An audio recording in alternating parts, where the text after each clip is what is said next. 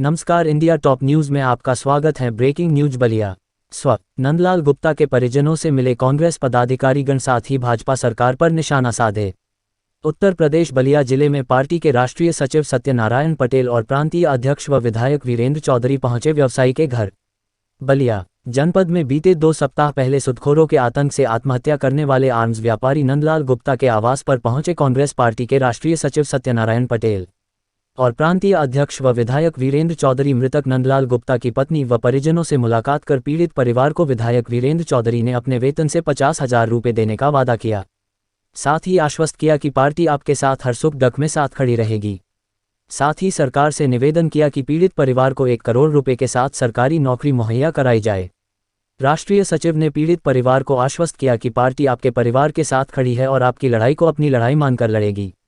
कहा कि पार्टी के द्वारा पीड़ित परिवार को मदद के रूप में धनराशि देने का आश्वासन दिया। बुलडोजर नहीं चलाने पर तंज कसते हुए कहा कि बाबा का बुलडोजर विरोधियों पर चलता है। आरोपियों के घरों पर 72 घंटे का अल्टीमेटम देकर भी कहा कि बीजेपी के लोग कहते हैं कि बुलडोजर न्याय दिलाता है, तो फिर नंदलाल गुप्ता को क्यों नहीं मिल रहा है। नंदलाल गुप्ता जी के हैं, उनको क्या कहेंगे आप? जिस प्रकार हमारे विधायक जी ने और प्रांतीय अध्यक्ष जी ने जो बात कही, जो बयान आपने, जहाँ मंत्री भी आए और भी अन्य कोई लोग आए कि उनमें कार्रवाई होगी, तो 14 दिन बीत गए और 14 दिन में अगर कार्रवाई नहीं हुई तो हम क्या समझें। कार्रवाई तो तुरंत बहुत विषयी मुद्दा हो तो 2 दिन या 3 दिन या 4 दिन तत्काल कार्रवाई और राहत जो देना थी मुख्यमंत्री सहायता से जो राहत मिलना थी वो भी नहीं मिली। जिला प्रशासन ने ध्वस्तीकरण का अनाउंस करवाया 3 दिन में, परंतु 3 दिन का यहाँ कई दिन बीत गए फिर भी नहीं हुआ। वही तो मैं स्पष्ट कर रहा हूँ कि उन्होंने ना तो ये कार्रवाई की, ध्वस्तीकरण की, वो तो जहाँ है कि कुल मिला के भारतीय जनता पार्टी की जो सरकार है उनसे जुड़े लोग हैं, उनकी पार्टी के लोग हैं, वो कार्रवाई बिल्कुल नहीं कर रहे हैं। और हम, हमारे माननीय विधायक जी और हमारे प्रांतीय अध्यक्ष जी ने विधायक निधि से भी विधायक निधि पर्सनल उनकी तनख्वाह से 50,000 रुपये देने का जो निर्णय लिया, मैं उनका स्वागत करता हूँ।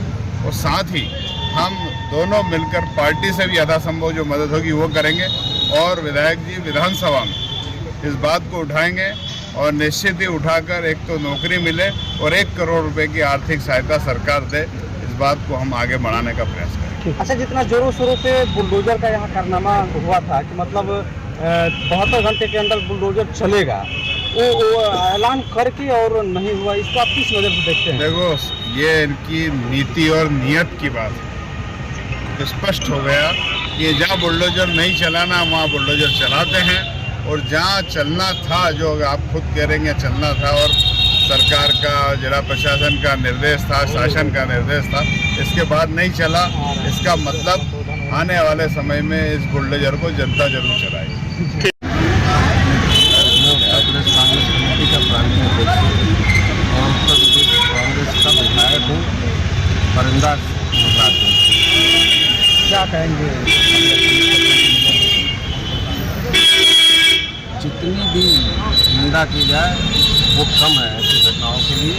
भाई योगी जी चाहते हैं कि इसमें 0 टॉलरेंस है और प्रशासन अपना कानून व्यवस्था देख रहा है, लेकिन जो आप देख रहे हैं, आप तो यहाँ के रहने वाले हो, मैं तो महाराजगंज से चल के आया हूँ, इस तरह की इल्लीगल घटनाएं जिसमें इल्लीगल तरह से हिंदी भाषा में, पूरब की भाषा में, हम तो पूर्वांचल के रहने वाले लोग हैं, पूरब की भाषा में इसे सूदखोरी कहा जाता है। सूदखोरी का इससे बड़ा और कोई उदाहरण नहीं हो सकता है। और ये सूदखोर, ये राजनीतिक दल और ये सत्ताधारी दलों से समर्थन प्राप्त हो गया, जिन्होंने इतनी बड़ी घटना को अंजाम दिलवाया। वो व्यक्ति नंदलाल गुप्ता, बताइए, बलिया आर्म्स कॉर्पोरेशन जैसी पुरानी रेप्यूटेड दुकान का मालिक था। किन्हीं कारणवश उसने किसी से पैसा ले लिया हो, मैं नहीं मानता, मजबूरी में बहुत लोग कुछ करेंगे, लेकिन क्या उसका परिणाम ये आमदान होना चाहिए था? ये इल्जाम हुआ उसका कि उसकी ज़मीन भी फर्जी लिखवा ली गई और उसके साथ मजबूर होकर उसको अपनी जान गंवानी पड़ी।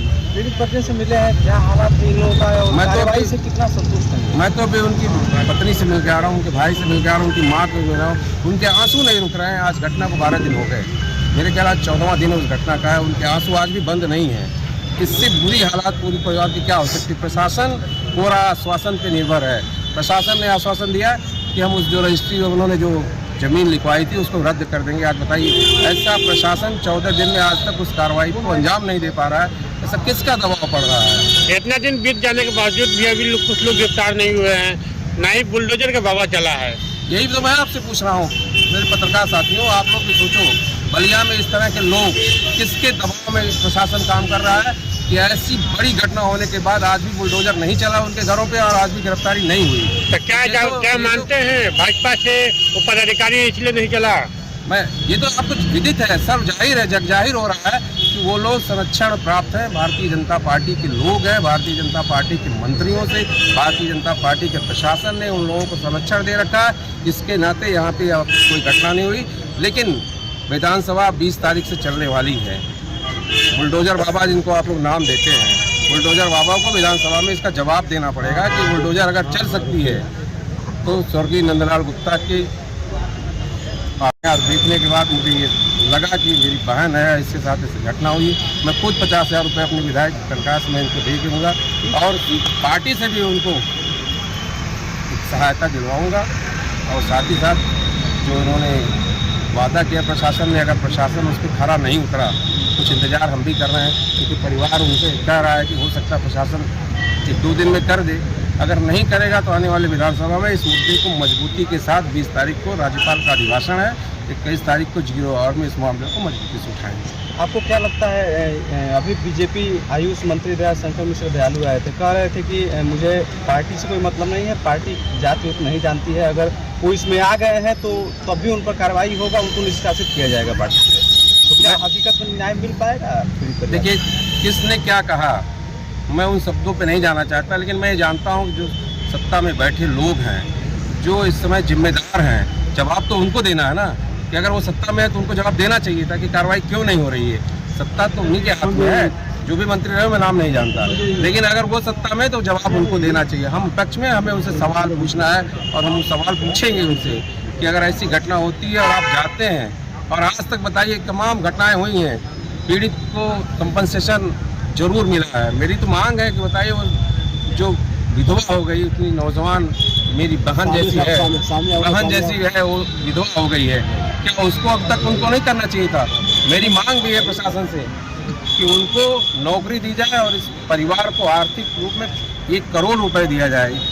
नंदलाल जी का जब लाइव सुसाइड का वीडियो वायरल हुआ फेसबुक पर, तो उस पर वो कहे थे कि मतलब मोदी जी और योगी जी से डायरेक्ट गुहार लगाए थे, और ये कहते हुए कि मतलब मेरे परिवार को देखिएगा, मैं जा रहा हूँ, दरअसल इन लोगों के आतंक से मैं बहुत पीड़ित हो चुका हूँ, जीना नहीं चाहता हूँ। देखिए, अगर मरते वक्त आदमी इस तरह की गुहार लगा के जाता है, हम भी आप इंसान हैं, मानव हैं, कोई पत्रकार है, कोई नेता है, कोई व्यापारी है, अगर आदमी बहुत मजबूर होता है तो अपनी जान गंवाता है।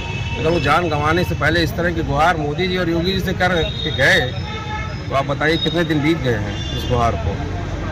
14 दिन तो मुझे लगता है बीत गए हैं। 1 तारीख की घटना है, 14 दिन बीत गए। क्या ये आवाज़ उनके कानों तक नहीं पहुंची? अगर नहीं पहुंची तो इसका मतलब है कि वो अभी भी जैसे वो रोम जल रहा, एक कहावत है ना, और वो शासक सो रहा था, वो आवाज़ नहीं पहुंची, तो इसके मतलब वो अपने मंत्रमुग्ध हैं, वो इन्वेस्टर सबमिट कराने में मंत्रमुग्ध हैं, क्योंकि उनको तो फर्जी और फरेब की राजनीति करनी है, जनता की आंसुओं को पोंछने की राजनीति नहीं करनी।